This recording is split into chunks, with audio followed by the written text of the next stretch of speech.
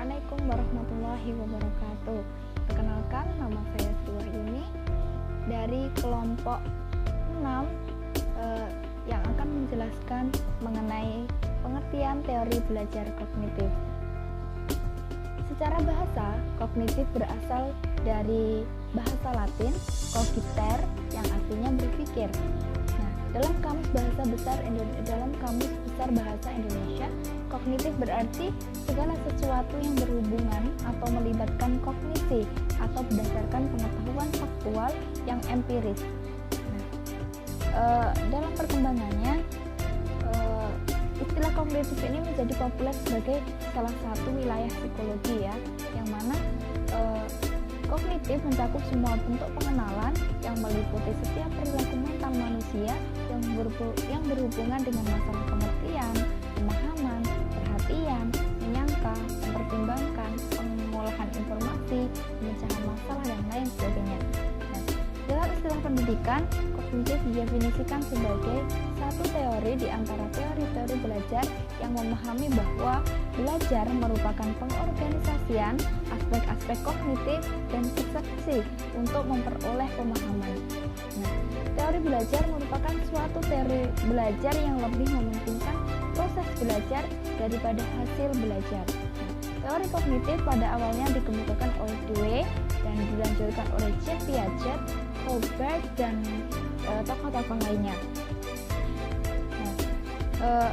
Belajar menurut teori kognitif adalah suatu proses atau usaha yang melibatkan aktivitas mental yang terjadi dalam diri manusia sebagai akibat dari proses interaksi aktif dengan lingkungannya untuk memperoleh suatu perubahan dalam bentuk pengetahuan, pemahaman, tingkah laku, keterampilan, nilai, dan sikap yang bersifat relatif dan berbekas.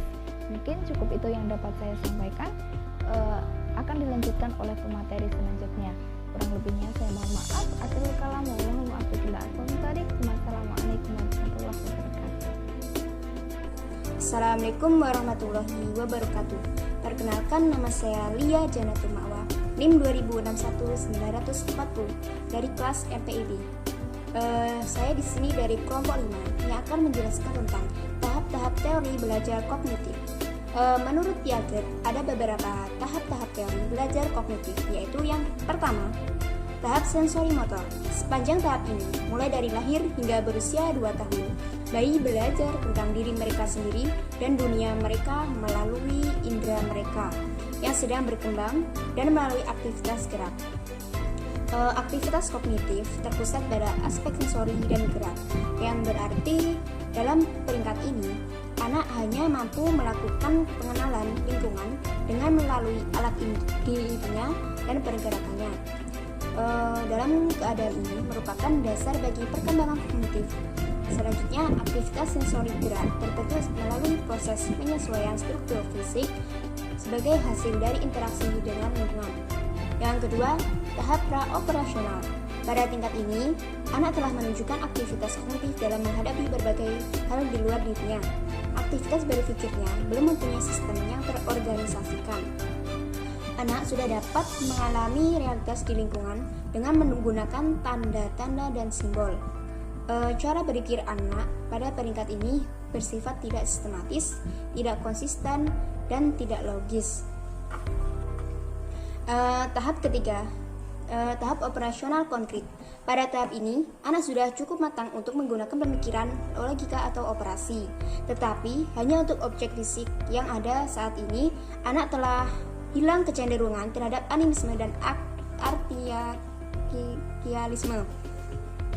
Egosentrisnya berkurang dan kemampuannya dalam tugas-tugas konservasi menjadi lebih baik. Namun, tanpa objek fisik di hadapan mereka, anak-anak pada tahap operasional konkret masih mengalami kesulitan besar dalam menyelesaikan tugas-tugas logika. Dan yang terakhir, tahap operasional formal.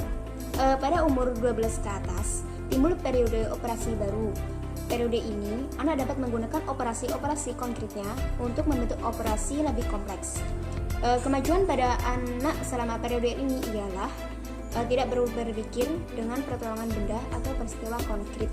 Ia mempunyai kemampuan untuk berpikir abstrak. Anak-anak sudah mampu memahami bentuk argumen dan tidak dibingungkan oleh sisi argumen, dan karena itu disebut operasional firman. Sekian presentasi dari saya. Jika ada kurang lebihnya, saya mohon maaf yang sebesar-besarnya. Akhirul kalam, wassalamualaikum warahmatullahi wabarakatuh. Warahmatullahi wabarakatuh. Saya Ratna Sundari dari kelas EPI NIM 2061961 akan melanjutkan presentasi dari kelompok 5, yaitu tentang dari belajar kognitif. Yang kali ini tema saya yaitu adalah aplikasi teori kognitif dalam kegiatan pembelajaran. Nah, pada hakikatnya belajar itu menurut teori kognitif dijelaskan sebagai suatu aktivitas belajar yang berkaitan dengan penataan informasi, reorganisasi konseptual, dan proses internal. Nah, pada kegiatan pembelajaran, teori kognitif ini sudah banyak digunakan di kalangan lembaga pendidikan. Dalam merumuskan tujuan pembelajaran, tidak lagi mekanistiknya sebagaimana yang dilakukan dalam pendekatan behavioristik. Dalam pengaplikasian teori kognitif dalam pembelajaran ini meliputi yaitu siswa bukan orang dewasa yang mudah dalam proses berpikirnya. Jadi di sini siswa itu dibantu oleh guru dalam memahami pembelajaran yang akan dipelajarinya. Kemudian yaitu ada anak usia sekolah dan prasekolah akan dapat belajar dengan baik, terutama jika yang menggunakan benda-benda yang konkret. Nah, di sini seumpama kepada anak usia dini. Nah, yang diperkenalkan yaitu dengan menggunakan gambar dan seperti balok-balok sehingga mereka bisa mengenal dan lebih cepat mengetahui tentang pembelajaran yang sedang dia pelajari. Dan kemudian yaitu keterlibatan siswa dalam proses yang sangat penting, karena hanya dengan mengaktifkan siswa maka proses asimilasi dan akomodasi dalam proses pembelajaran itu akan menghasilkan pengalaman dari diri seorang siswa. Yang kemudian ada untuk meningkatkan minat dan prestasi perlu dengan mengaitkan pengalaman atau informasi baru dengan struktur kognisi yang dimiliki seorang siswa. Yang kelima yaitu pemahaman dan retensi akan mengingatkan jika materi pelajaran disusun dengan menggunakan pola atau logika tertentu. Nah, yang terakhir belajar akan lebih bermakna jika dilalui dengan secara menghafal. Nah, dalam hal ini seorang siswa jika sebelumnya telah pernah menghafal ataupun telah mempelajari dari suatu pembelajaran tersebut, maka akan mempermudah siswa dalam mempelajari dan memahami pembelajaran yang akan disampaikan gurunya tersebut. Demikianlah presentasi dari saya. Lebih dan kurangnya saya mohon maaf. Wassalamualaikum warahmatullahi wabarakatuh. Perkenalkan, saya Siti Nurjanah, NIM 206190069. Di sini saya akan menjelaskan tentang faktor yang mempengaruhi perkembangan kognitif. Apabila perkembangan kognitif terganggu, maka secara tidak langsung juga mempengaruhi kemampuan kognitifnya. Maka yang mempengaruhi perkembangan kognitif ialah yang pertama adalah faktor hereditas atau biasa disebut dengan faktor keturunan, yang dimana faktor ini bersifat potensial atau pewarisan atau bawaan dari orang tuanya.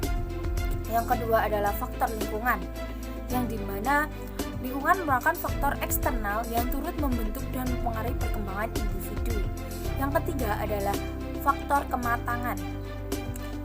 Dalam faktor ini, fisik ataupun psikis dikatakan matang apabila telah mencapai kesanggupan menjalankan fungsinya masing-masing.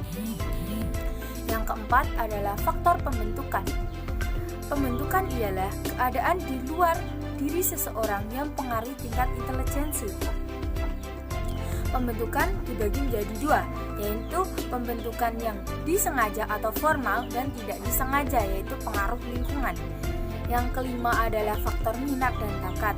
Minat mengarahkan perbuatan kepada tujuan serta merupakan dorongan untuk berbuat lebih giat dan lebih baik. Bakat ialah kemampuan bawaan yang dimiliki oleh seorang individu untuk mendapatkan hasil yang optimal. Otomatis seseorang yang memiliki bakat tertentu, maka ia akan lebih mudah serta cepat dalam mempelajari suatu hal. Yang selanjutnya yaitu faktor kebebasan.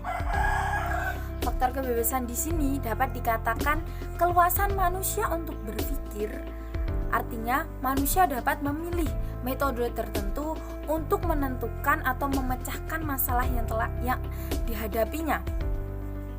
Jadi dapat diambil kesimpulan dari beberapa faktor tersebut bahwa menurut saya faktor kematanganlah yang menjadi faktor utama yang dapat mempengaruhi perkembangan kognitif, karena berkaitan langsung dengan fisik serta psikis seseorang.